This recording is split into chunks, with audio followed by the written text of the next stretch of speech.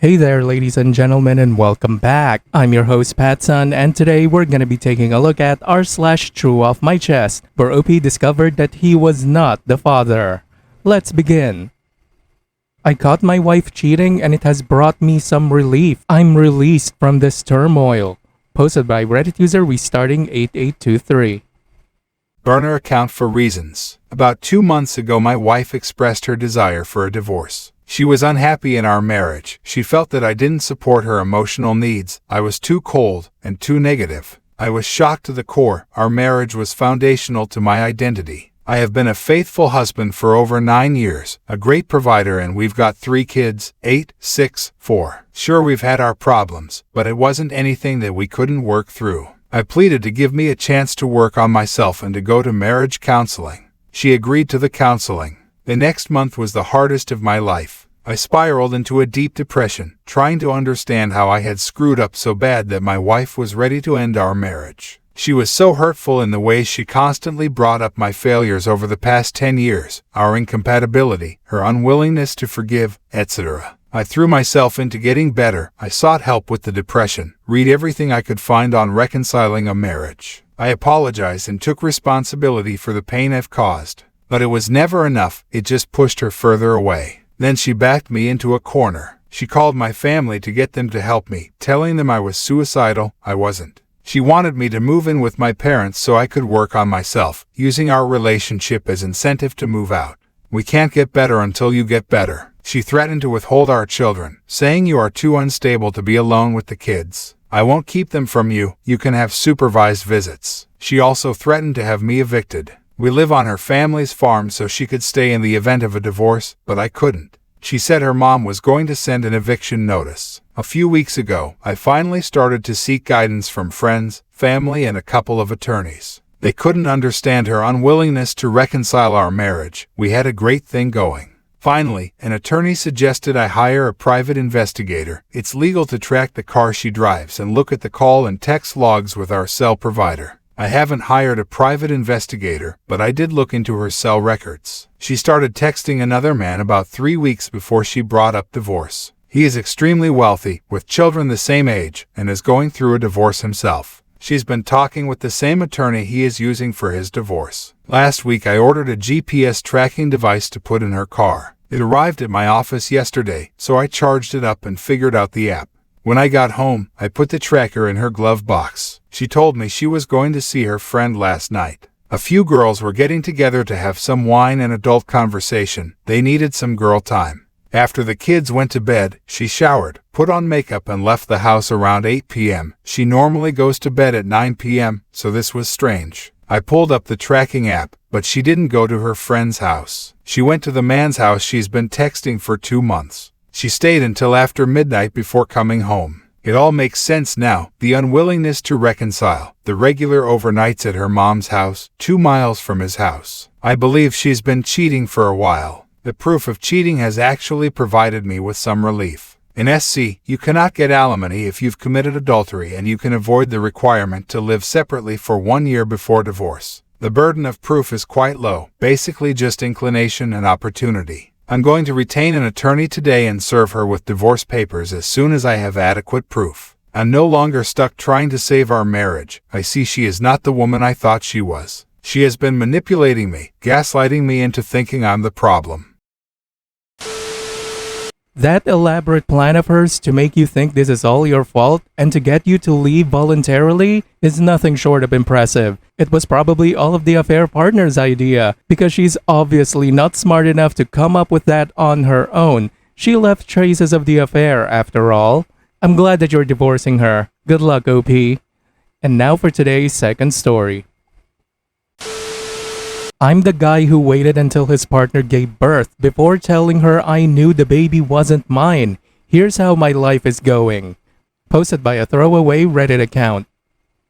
I'll try to keep this short because I'm planning to go to a bar soon. I found out when she was about 6 months along. The guy, Brian, approached me at my work. "Are you Sarah's boyfriend?" I said yeah and asked what he wanted. He said he was sorry that he had slept with her and swore he didn't know that she was with someone. I don't believe that. He then pulled out his phone to show the texts between them. They had been sleeping together or linking up for at least a year. Then she found out she was pregnant, and they came to an agreement to just pretend the baby was mine. In return, she wouldn't lose her perfect life and he wouldn't be responsible for a baby. I knew it was weird. We had been having problems trying for a baby and all of a sudden, she got pregnant so easily. But he explained that he had been thinking about it and he recently became a Christian. He said that he couldn't live his life knowing that I was living a lie while his child didn't know their real father. So yeah, I told him I'd keep in touch and to not say that he said anything just yet. I've had a lot of time to think, but ultimately, I decided to wait until she gave birth, to hurt her in her most vulnerable moment. I'll spare the details, but she went into labor, baby was born, and was taken to the NICU to be monitored for a bit. What should have been a beautiful moment of me holding my baby was the most heartbreaking time of my life. Just knowing he was not mine hurt me. Once she was sewn up and comfortable, I started packing up my stuff to leave. She asked where I was going, and I just told her, I know I'm not baby's name's father. You can act all shocked, but I know. Just ask Brian to come, I'm positive he'll sign the birth certificate. Then I left. She's been calling my phone over and over, even sending texts as I type this, and has even gotten her sister to call me a few times. It was hard pretending these last few months, but I think I'm satisfied. I feel really heartbroken though. I was planning to propose to her on the day our baby was born. I was gonna make her the happiest woman ever. Oh well, I'm going to go get shit-faced now. Small update. My head hurts, but I'm home and safe. I wasn't really expecting this to gain as much traction as it did, but I'll clear up a few things. Brian is going to be in the baby's life if it's his. I don't care what anyone says, I'm sure the kid isn't mine. I'll go get tested, but me and Brian have been in contact since last night and there isn't a doubt in my mind. For those of you calling me a psychopath or whatever, I don't really care. You'll all forget about this post in a day anyway, while I'll have to live with this shit for the rest of my life. What I did wasn't amazing, but I don't care. All I ever did was treat her amazing, and this is how she pays me back. If you think this is fake, go read something else. Doesn't matter to me. And now for OP's first update. Hi everyone. I just wanted to start by saying I would have updated sooner, but it takes a bit to get test results back. I've also been working on myself for the time being.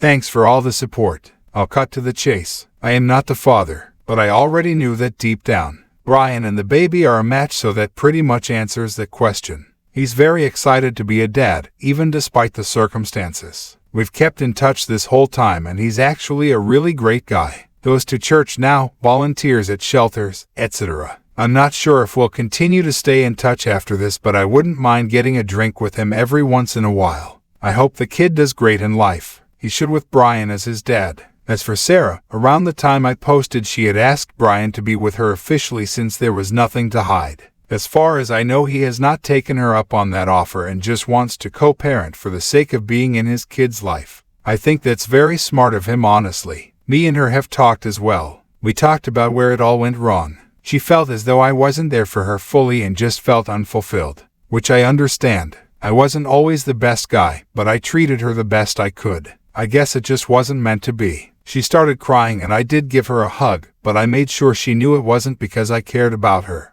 She offered to stay friends and for me to visit if I want, but I declined. I'm not really interested in keeping up with her and her kid, but I did give her the stuffed animal I was planning to give our supposed kid someday as a gift. She's been staying with her mom and has fully moved out her stuff. She asked me to keep her number, but I blocked her the same day she finished moving out. So it's just me now. I'm not gonna lie, my heart has been super heavy. But I think I'll be okay. There's a cute girl at my work and we've been talking. She's a single mom and has been awesome so far. I explained that I wanted to go slow cause of my recent breakup and she understands. We've hooked up once or twice, nothing serious yet. I just want to be by myself for now, but I'll likely give her a shot when I'm ready. That's it for now. I'm depressed, but I'm working out now at least. I never want to talk to Sarah and will likely never see her again. It sucks because she was such a big part of my life, but that's gone now. Thanks for all the support. I'll answer questions if you guys have more. Edit. Just wanted to mention that I still don't feel bad about what I did.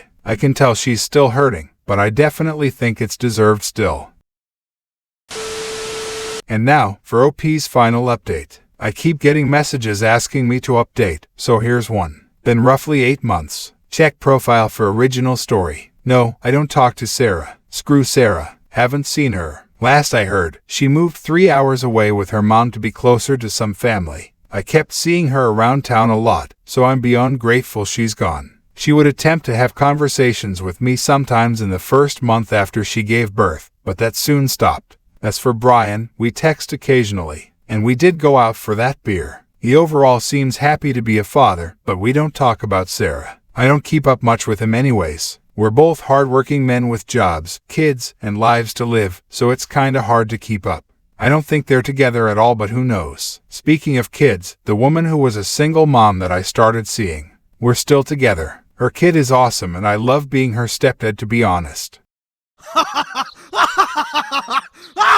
So a big middle finger to those who told me to stop talking to her or that it wasn't gonna work. It may seem like we moved fast, but at this point, I don't care. I've never loved anyone more. We communicate properly, hardly fight, just so much fun. I initially was gonna cut all contact with her after falling off into a bad drinking habit, but she really kept me grounded. I didn't meet my stepdaughter for a while, but when I did, I knew I couldn't leave. Being a part of this little family has healed me in ways I literally can't fathom. And before anyone says I just used them to deal with the trauma of not having my own kid, that couldn't be farther from the truth. I'm in therapy, I got my shit together, and most days I don't even think about my ex. Hell, I even forgot about this damn account. Words cannot describe how much my life has picked up. Thank you, Reddit strangers, for being there in the darkest time in my life. Honestly, it helped. I'm hoping to propose to my girlfriend sometime in the future. That's it. Bye.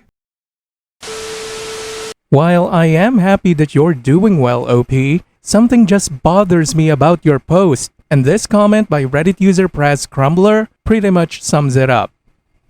How are you possibly referring to this girl as your stepdaughter? 7 months ago, this relationship was just you being aware of a cute girl at work. It took a while for you to meet this girl, even after you started this relationship with her mother. Assumedly, you met her after you began and ended your drinking problem. How long has it been? A couple of months. Just really seems like you are rushing into things by calling her your stepdaughter. Actually, I think it's the kind of thing you might say in a creative writing exercise without thinking about the situation very much.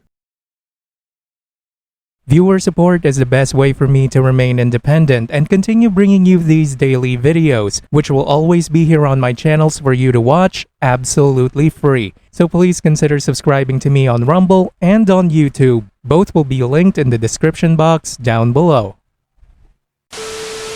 Thanks for listening, everyone. If you even somewhat enjoyed today's story, make sure to give this video a thumbs up, and if you really like it, consider subscribing to PattSun to never miss a future upload. Stay strong.